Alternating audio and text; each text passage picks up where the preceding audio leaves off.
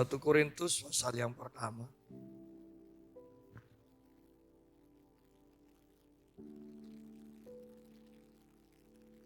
Kitab 1 Korintus pasal yang pertama. Ayat yang keempat mulai.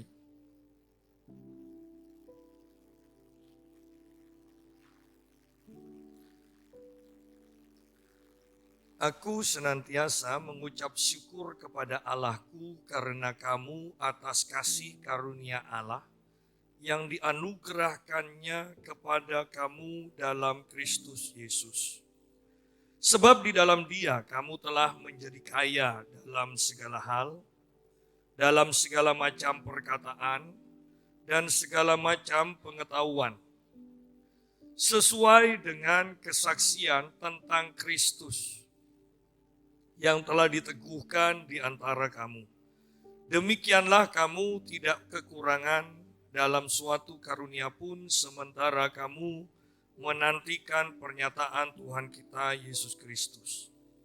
Ia juga akan meneguhkan kamu sampai kepada kesudahannya, sehingga kamu tak bercacat pada hari Tuhan kita Yesus Kristus. Allah yang memanggil kamu kepada persekutuan dengan anaknya Yesus Kristus Tuhan kita adalah setia.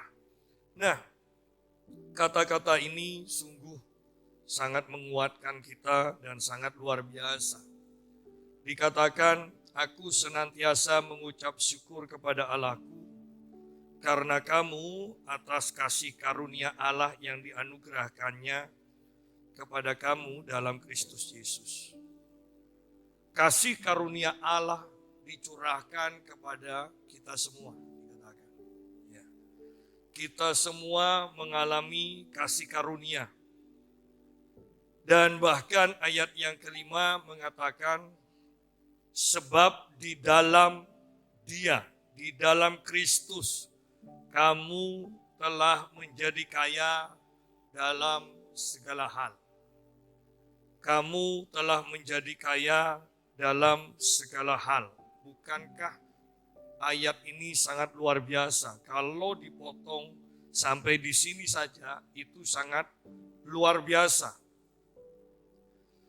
Kalau di dalam terjemahan firman Allah yang hidup dikatakan, Ia telah membuat seluruh kehidupan saudara kaya.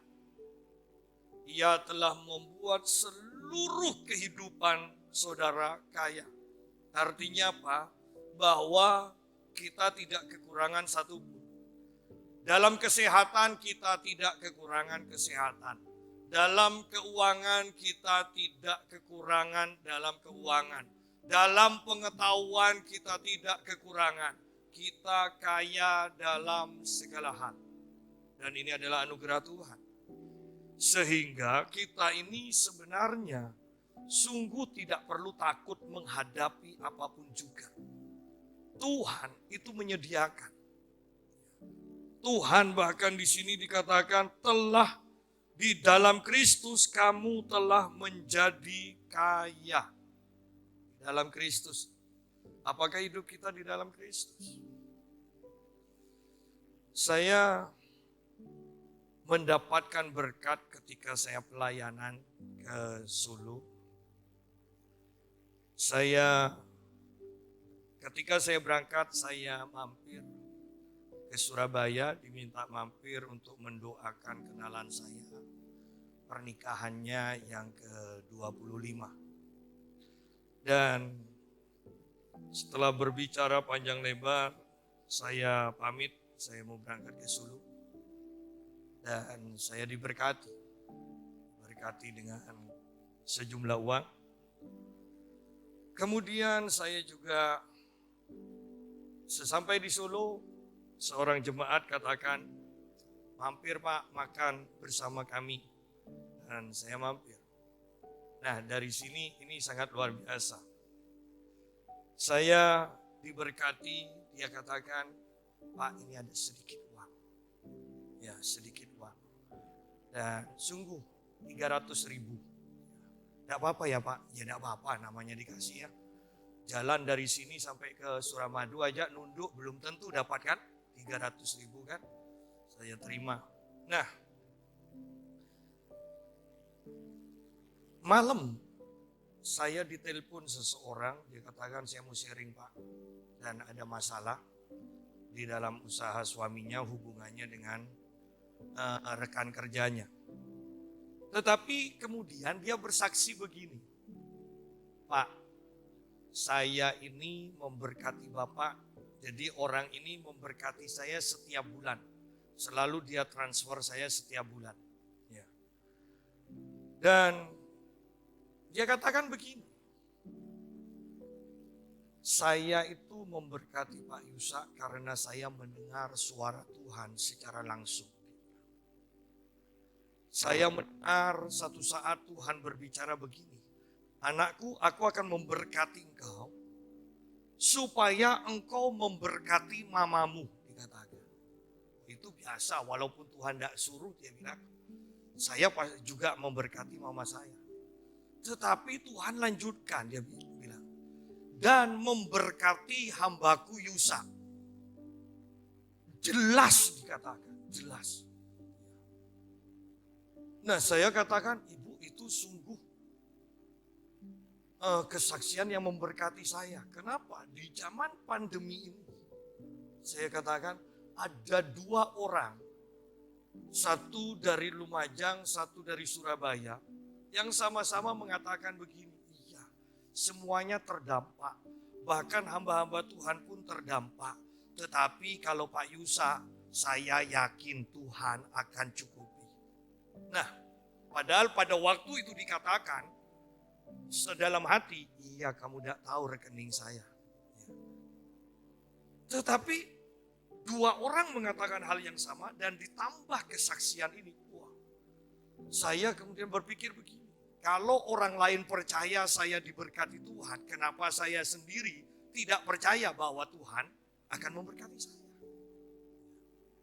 Nah, sudah keesokan harinya, ketika ibadah, saya ada seseorang yang ikut ibadah saya, bukan dari gereja itu, biasa saya melayani di gerejanya. Dan Tuhan mengingatkan saya begini, kasih itu loh, yang 300 itu loh. Saya katakan, Tuhan, saya butuh, memang butuh. Ya. Tapi ketika, dan saya diam dulu.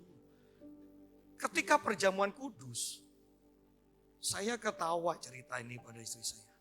Coba tahu ayatnya itu saya tidak baca. Ya kan, di roti itu kan ada bacaan. Bacaannya begini, jangan menahan kebaikan. Tahu gitu kan saya tidak baca. Ya kan.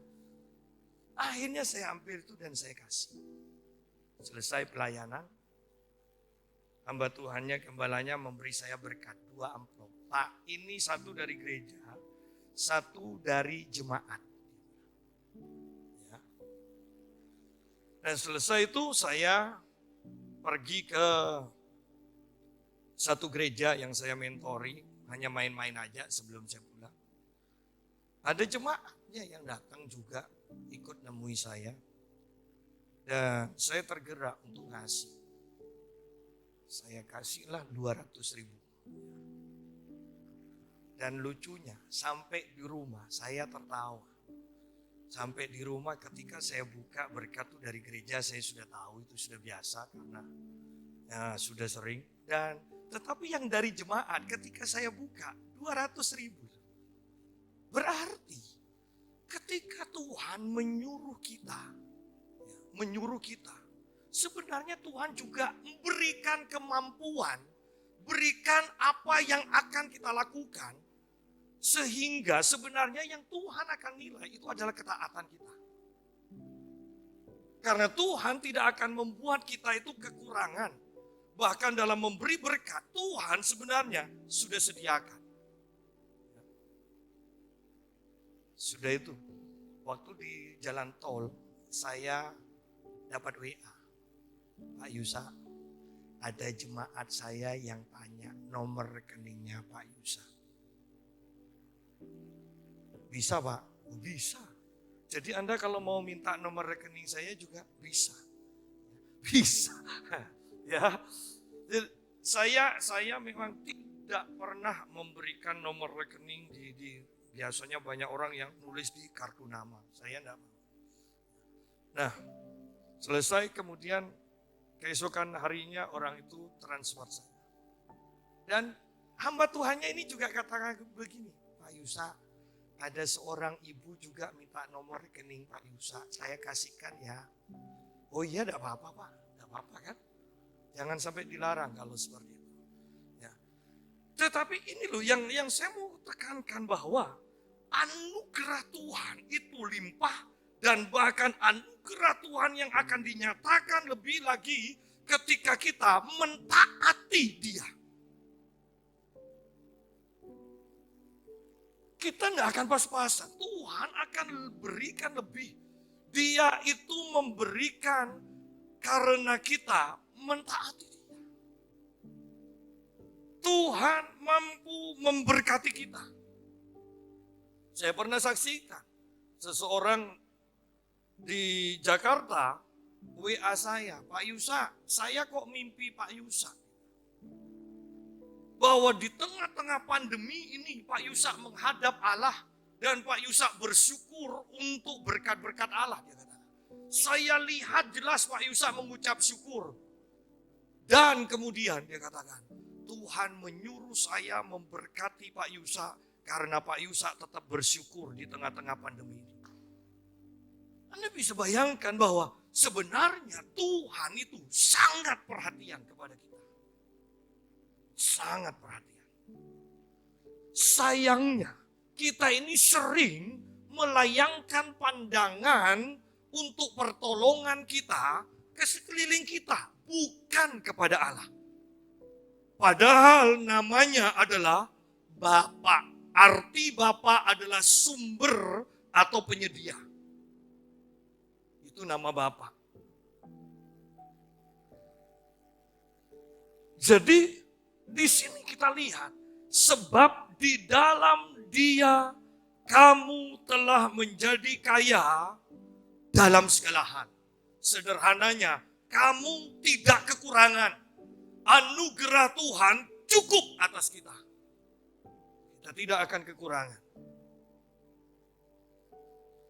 Dilanjutkan secara terperinci begini, dalam segala macam perkataan dan dalam segala macam pengetahuan.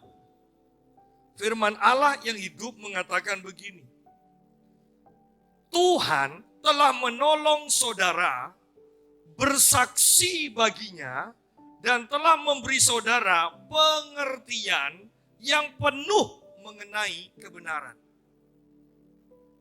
Tuhan menolong kita bersaksi. Di sini dikatakan dalam segala macam perkataan kesaksian. Tuhan menolong kita dalam segala macam perkataan kesaksian. Artinya apa? Namanya kesaksian berarti kita mengalami. Dari pengalaman itu kita mulai bersaksi. Tuhan mendorong, Tuhan memimpin kita untuk bersaksi. Jadi, yang namanya kesaksian tentunya hal-hal yang luar biasa. Sehingga dari firman ini, ayat ini kita menyadari bahwa Tuhan akan memberikan kita pengalaman yang luar biasa bersama Dia, sehingga kita bisa menyaksikan semuanya itu. Itu sangat luar biasa. Saya di Solo, saya melayani sebuah gereja yang banyak, bahkan 90% anak-anak muda. Dan luar biasa haus akan Tuhan, sehingga lebih dari separuhnya itu minta didoakan dan sebagian mengatakan, kami minta impartasi urapan aja Pak.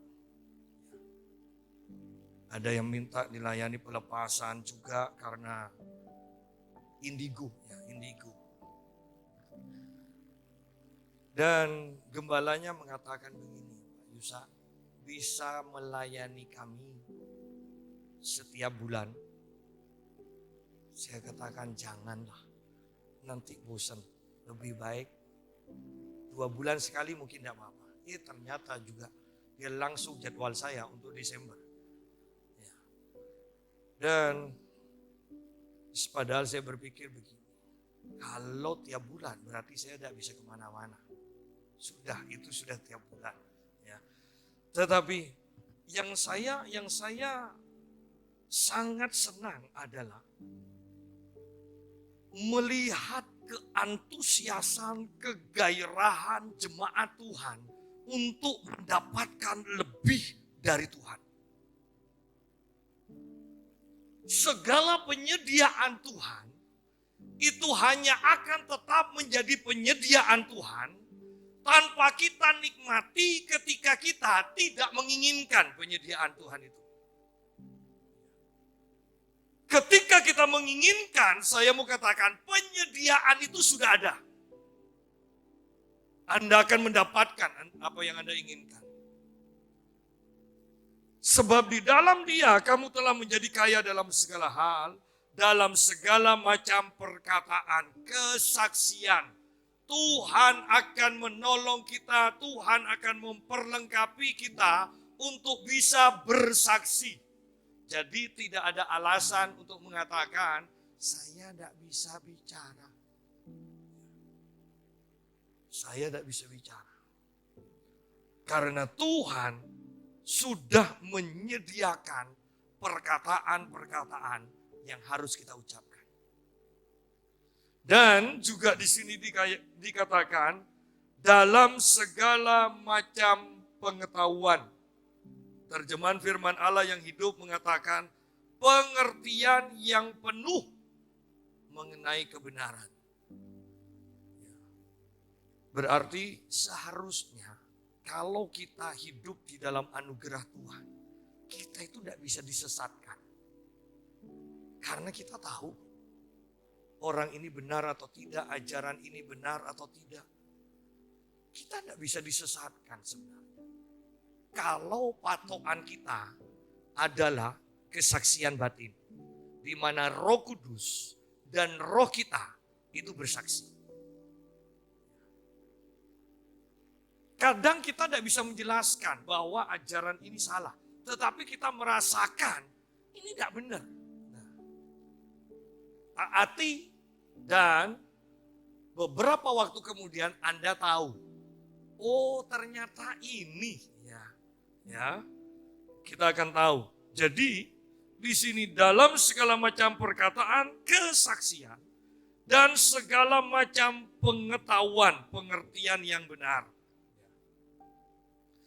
Sesuai dengan kesaksian tentang Kristus yang telah diteguhkan di antara kamu.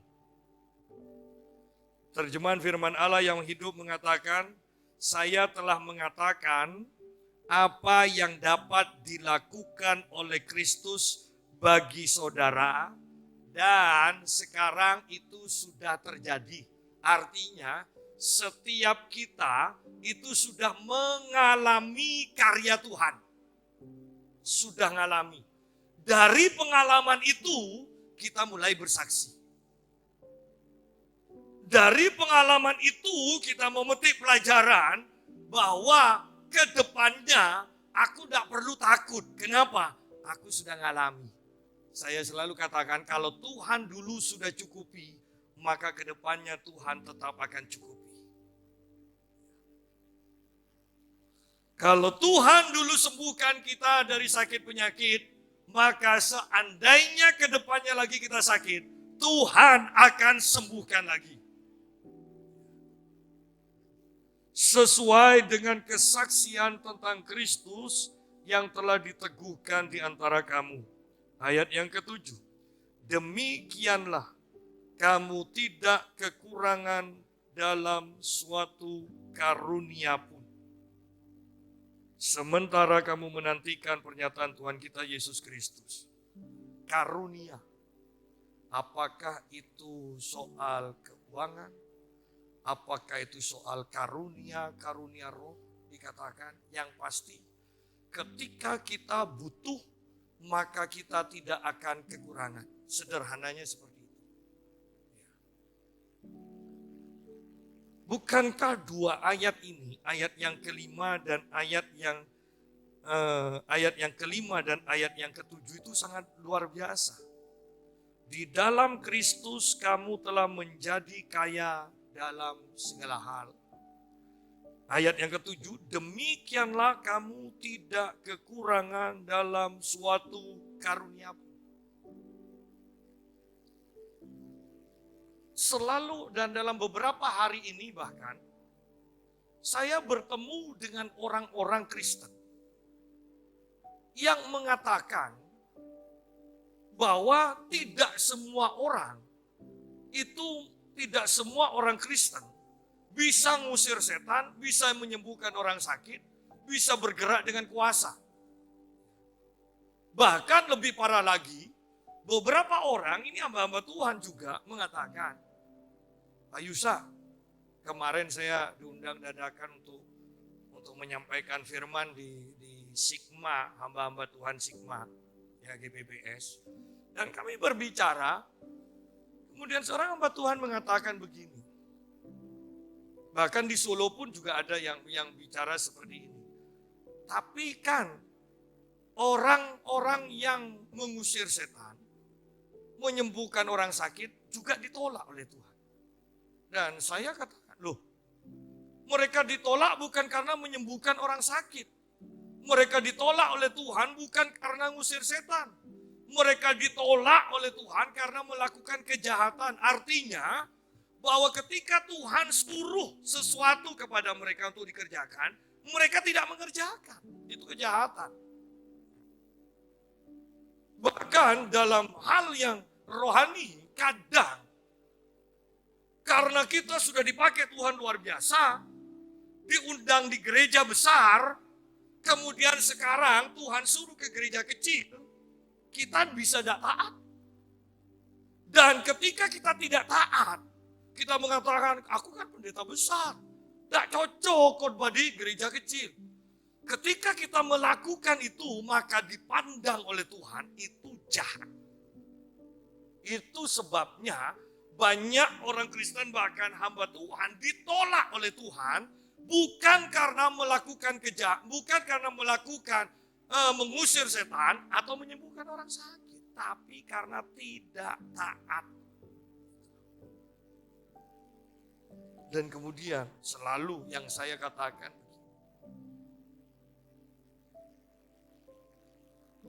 kalau yang mengusir setan berarti sudah diperlengkapi kuasa Tuhan.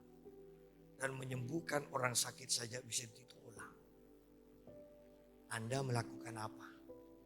Sebagai bukti bahwa engkau adalah anak Allah atau hamba Tuhan. Kalau yang sudah melakukan itu bisa ditolak, apalagi yang tidak pernah melakukan. Tidak jelas statusnya kalau tidak pernah ngusir setan dan menyembuhkan orang sakit dan bergerak di dalam karunia-karunia roh, itu tidak jelas statusnya. Sungguh-sungguhkah dia anak Allah, hamba Allah, punya kuasa atau tidak? Tidak jelas. Lebih parah lagi kemudian. Jadi orang Kristen tidak pernah ke gereja tapi merasa sangat dikasihi oleh Tuhan. Jadi banyak orang yang tidak percaya bahwa Tuhan akan memperlengkapi kita semua dengan kuasa. Bahwa karunia-karunia itu masih berlaku. Jelas di sini dikatakan, demikianlah kamu tidak kekurangan dalam suatu karunia pun. Sementara kamu menantikan pernyataan Tuhan kita, Yesus Kristus. Artinya, sampai kita mengalami pengangkatan, sampai kita mati dan masuk ke surga, maka karunia ini tetap tersedia. Tetap Tuhan akan mendemonstrasikan karunia ini melalui orang-orang yang percaya.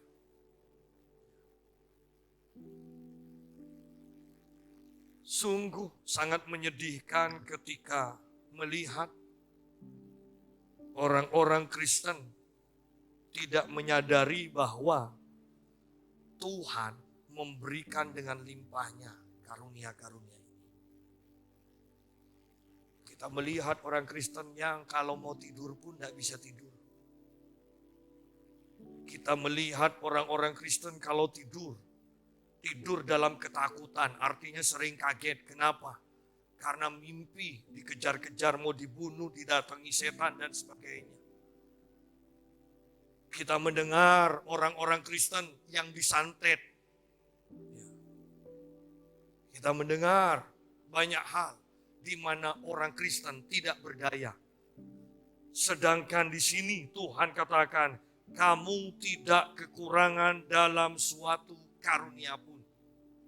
Engkau bisa mengusir setan, engkau bisa menyembuhkan orang sakit, engkau bisa berkata-kata dalam bahasa roh, engkau bisa bernubuat, engkau bisa mempunyai hikmat, engkau bisa membedakan roh.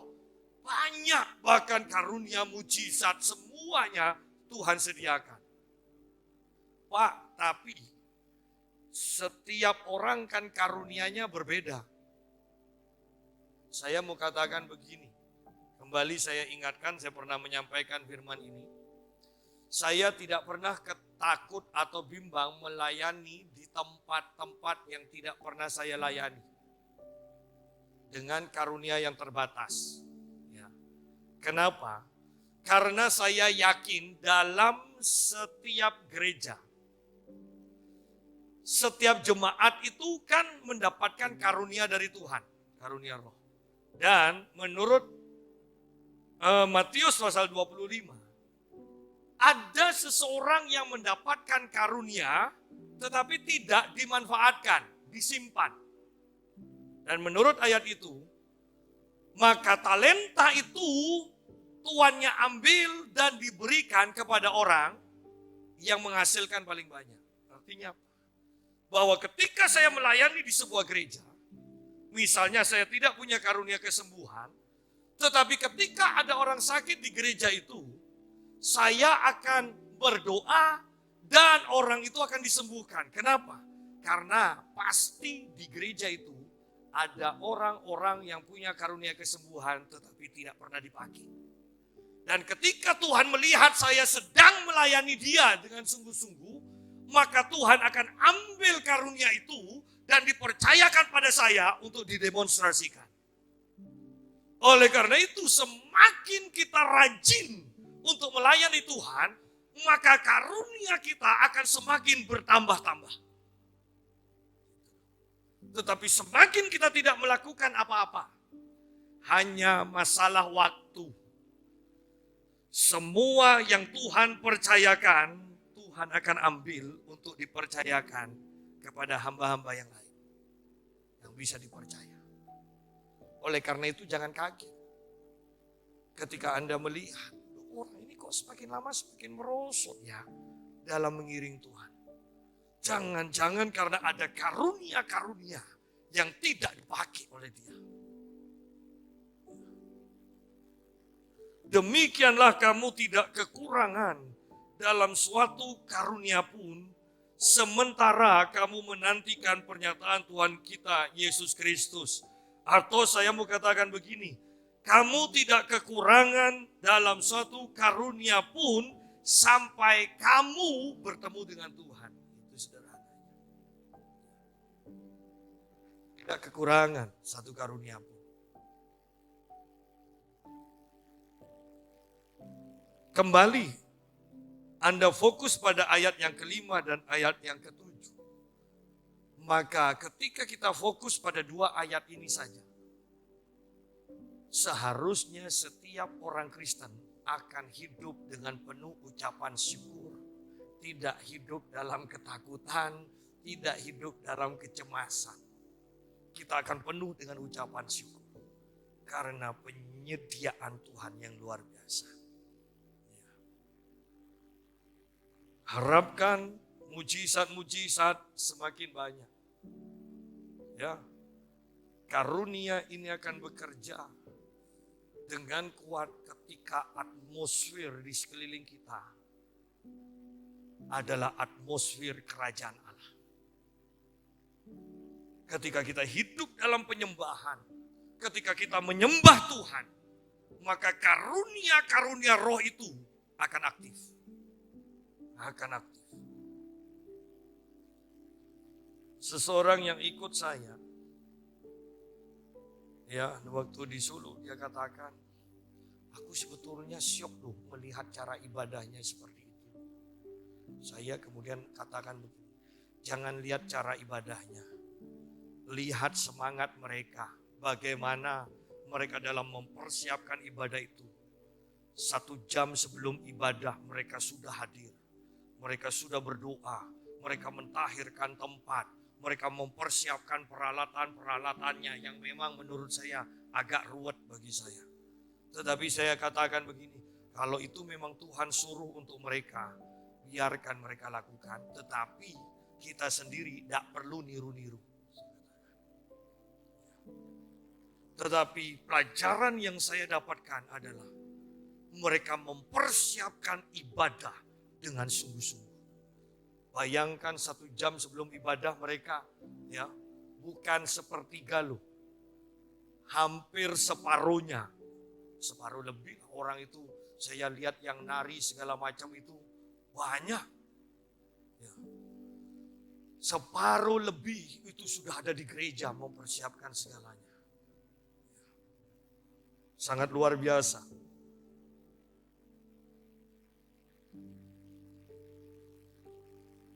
Demikianlah kamu tidak kekurangan dalam suatu karunia pun sementara kamu menantikan pernyataan Tuhan kita Yesus Kristus. Berarti dengan ayat ini pengajaran yang mengatakan bahwa sejak kematian para rasul, kuasa Allah, kesembuhan, mujizat sudah tidak ada lagi, itu bisa dibatalkan dengan ayat ini. Karena karunia ini akan bekerja sampai Tuhan Yesus datang untuk kedua kalinya. Sangat menyedihkan kan kalau kita tahu bahwa karunia-karunia ini disediakan, tetapi orang-orang Kristen mati karena kekurangan karunia ini atau karunia ini tidak didemonstrasikan. Seandainya karunia-karunia ini didemonstrasikan dalam kehidupan mereka, mereka tidak akan kekurangan, mereka tidak akan mati sebelum waktunya, mereka tidak akan mengalami masalah berlarut-larut. Kenapa? Karena ketika karunia ini bekerja, ada kemerdekaan di tengah-tengah umat Tuhan. Ayat yang ke-8. Ia juga akan meneguhkan kamu sampai kepada kesudahannya, sehingga kamu tak bercacat pada hari Tuhan kita, Yesus Kristus. Tuhan akan meneguhkan kita sampai kesudahannya. Bahkan kita akan mengalami kesempurnaan. Karena di sini dikatakan sehingga kamu tak bercacat pada hari Tuhan kita, Yesus Kristus. Ayat ke-8 ini di dalam terjemahan firman Allah yang hidup mengatakan Tuhan memberi jaminan sampai pada akhirnya bahwa pada hari Tuhan Yesus datang lagi, saudara akan dianggap bebas dari segala dosa dan kesalahan, sempurna.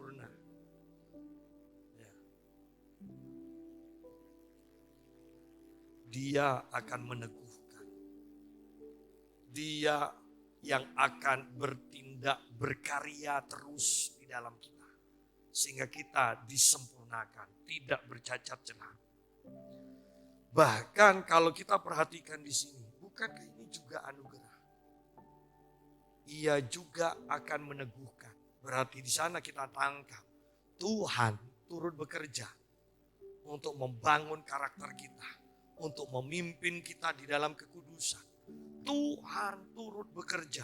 Kalau dikatakan Tuhan akan meneguhkan sampai pada kesudahannya. Berarti Tuhan tidak pernah berpikir kita itu akan mengalami kegagalan bersama Dia. Berarti Tuhan tidak pernah berpikir bahwa kita akan meninggalkan Dia, akan murtad dari Dia di tengah perjalanan iman kita. Karena jelas di sini dikatakan, Ia juga akan meneguhkan kamu. Kitab Roma pasal yang ke-8 menjelaskan bahwa Roh Tuhan dan roh kita bersaksi bahwa kita anak-anak Allah ini sebagai anak Allah dipimpin oleh roh itu. Nah, sebenarnya Tuhan sudah sediakan semua. Tetapi kembali Tuhan kita adalah Tuhan yang luar biasa. Walaupun penuh otoritas dan kuasa, Dia tidak pernah memaksakan kehendaknya. Aku akan pimpin kau. Tetapi kau mau nurut atau tidak, itu terserah. Tidak dipaksa. Nah, disinilah orang akan banyak mengalami kejatuhan. Ketika kita tidak mentaati Dia. Ketika saya disuruh memberi, saya bisa saja menolak walaupun Tuhan sudah berikan ayat itu. Iya kan? Jangan menahan kebaikan. Loh, saya bisa menolak loh. Itu Tuhan hanya mengingatkan saya kok. Perkara saya taat atau tidak. Ya. Dan ketika saya tidak mentaati, maka berkat-berkat yang tanya soal rekening itu juga tidak akan terjadi. Saya sungguh menjadi pelajaran ketika satu saat di Solo lagi. Saya sudah pernah saksikan ini dulu. Bagaimana saya bergumul ketika uang saya tinggal sedikit. Dan Tuhan suruh saya kasih berkat kepada seorang anak di Solo yang sudah bekerja jadi guru. 3 orang sudah saya kasih.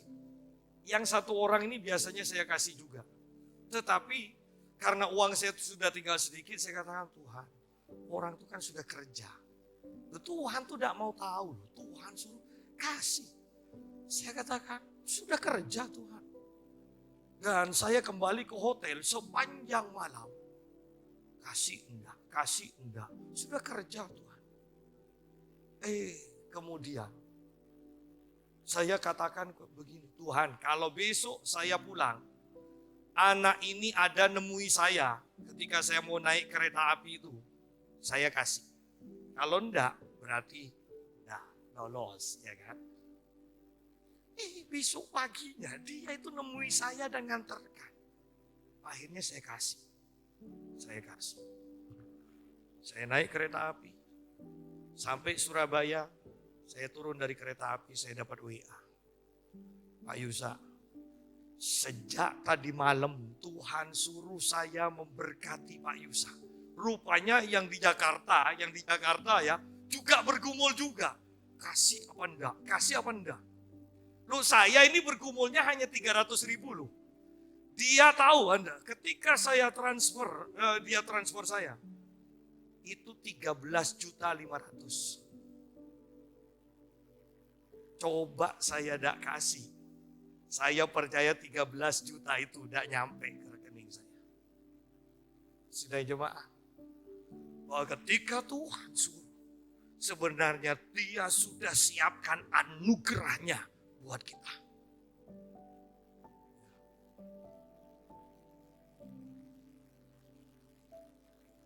Jadi mari kita belajar bahwa Tuhan tidak akan menyusahkan kita.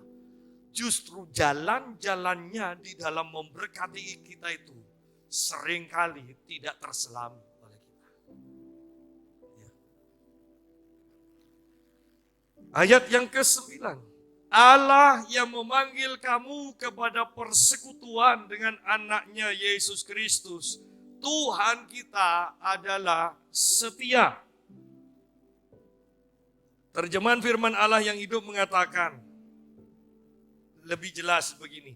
Pasti Allah melakukan hal ini bagi saudara karena ia selalu melakukan apa yang dikatakannya atau apa yang difirmankannya. Itulah yang dikatakan setia. Ia setia. Ia berfirman, ia akan menepati firman-Nya. Ia berfirman dan dia akan menolong kita untuk melakukan firman-Nya. Itu setia. Allah kita setia. Karena ia selalu melakukan apa yang dikatakannya dan dialah yang telah mengajak saudara masuk ke dalam persekutuan yang indah dengan anaknya, yaitu Kristus Tuhan kita. Allah kita setia. Dia yang memanggil, dia akan menolong kita selama kita meresponi panggilannya. Dia akan terus menolong. Semua firman-Nya tidak ada yang gagal selama kita meresponi, selama kita percaya, selama kita mentaatinya. Dia adalah Allah yang setia. Dia berfirman, dia pasti menepatinya. Dari ayat-ayat yang kita pelajari malam hari ini, biarlah kita semua tidak bimbang, tidak takut, tidak khawatir. Ya, bahwa karunia Allah cukup sampai kita bertemu Yesus yang kedua kalinya. Oleh karena itu, tidak usah mikir nanti zaman antikris itu bagaimana. Bahkan ketika antikris dinyatakan di hadapan kita, saya mau katakan bahwa antikris tidak akan menentukan kehidupan kita. Kehidupan kita terus dipimpin oleh anugerah demi anugerah yang Tuhan akan terus nyatakan atas kehidupan kita. Kita tidak akan kekurangan pertolongan Tuhan, kuasa Tuhan, karunia Tuhan.